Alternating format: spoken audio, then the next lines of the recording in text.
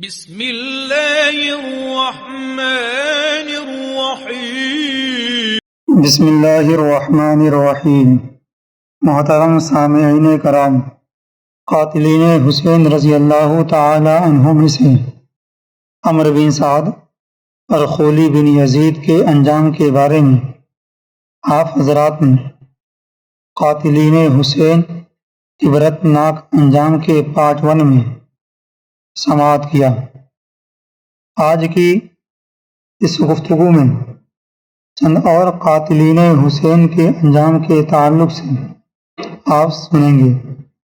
سب سے پہلے بات کر لیتے ہیں شمر ذی الجوشن کی۔ مسلم بن عبداللہ زیابی کا بیان ہے کہ جب حضرت حسین کے مقابلے میں کربلا جانے والوں کو پکڑ پکڑ کر مختار بن عبید ثقفی قتل کرنے لگا تو ہم اور شمر ذی الجوشن تیز رفتار گھوڑوں پر بیٹھ کر کوفہ سے بھاگ نکلے۔ مختار کے غلام ضربی نے ہمارا پیچھا کیا۔ ہم نے اپنے گھوڑوں کو بہت تیزی سے دوڑایا لیکن ضربی ہمارے قریب آ گیا۔ شمر نے ہم سے کہا، تم گھوڑے کو ایڑ دے کر ہم سے دور ہو جاؤ، شاید یہ غلام میری طاق میں آ رہا ہے۔ ہم اپنے گھوڑوں کو خوب تیزی سے بھگا کر شمر سے الگ ہو گئے۔ غلام نے پہنچتے ہی شمر پر حملہ کر دیا۔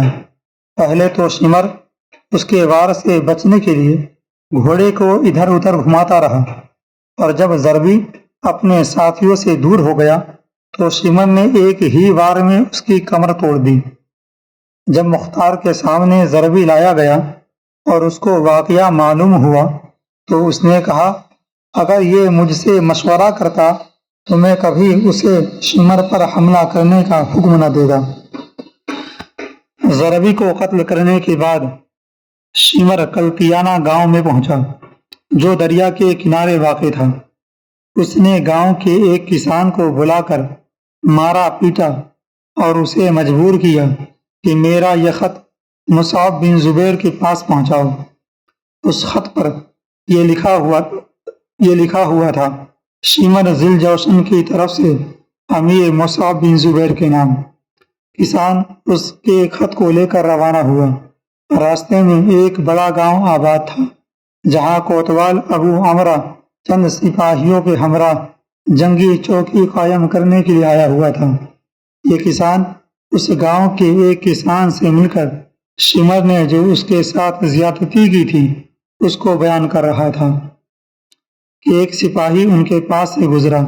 اس نے شمر کے خط اور اس کے پتہ کو دیکھا، پوچھا کہ شمر کہاں ہے؟ اس کسان نے بتا دیا۔ معلوم ہوا کہ 15 کلومیٹر کے فاصلے پر ہے۔ ابو عمرہ فوراً اپنے سپاہیوں کو لیے ہوئے شمر کی طرف چل پڑا۔ مسلم بن عبداللہ کا بیان ہے کہ میں رات میں شمر کے ہمراہ تھا۔ میں نے اس سے کہا، بہتر ہے کہ ہم لوگ اس جگہ سے روانہ ہو جائیں، اس لیے کہ ہمیں یہاں ڈر معلوم ہوتا ہے۔ شمر نے کہا، میں 3 دن کے پہلے یہاں سے نہیں جاؤں گا، اور تمہیں خوف غالباً مختار کذاب کی وجہ سے ہے۔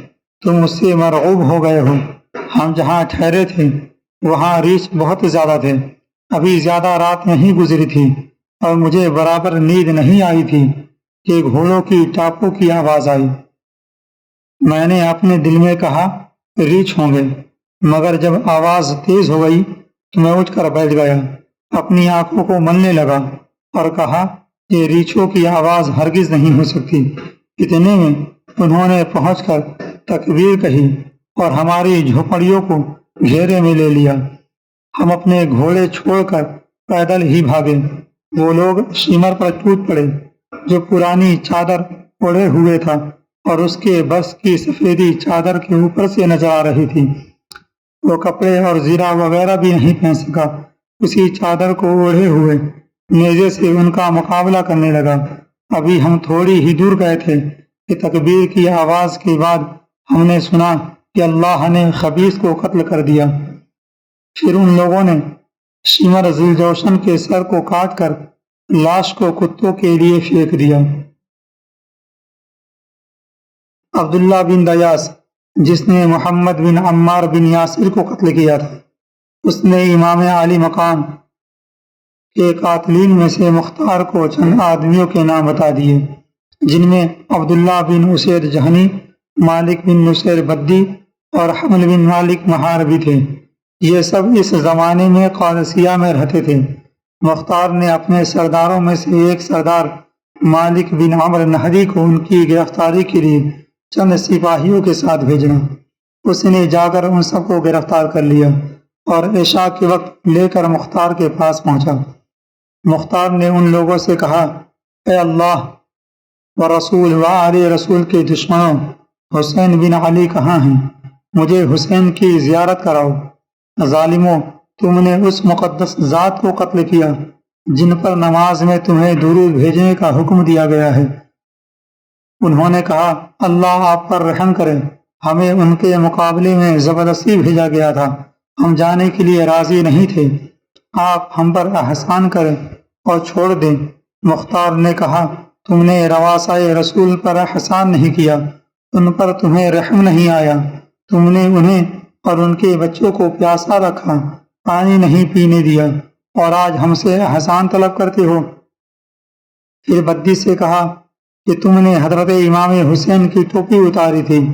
عبداللہ بن کامل نے کہا، جی ہاں، یہی وہ شخص ہے جس نے ان کی ٹوپی اتاری تھی۔ مختار نے حکم دیا، دونوں ہاتھ پاؤں کاٹ کر اس کو چھوڑ دیا جائے تاکہ اسی طرح تڑپ تڑپ کر یہ مر جائے۔ چنانچہ اس کے حکم پر عمل کیا گیا۔ بدی کے ہاتھوں اور پیروں سے خون کا دھارا بہتا رہا یہاں تک کہ وہ مر گیا۔ اس کے بعد جوہنی اور محاربی کو بھی قتل کرا دیا۔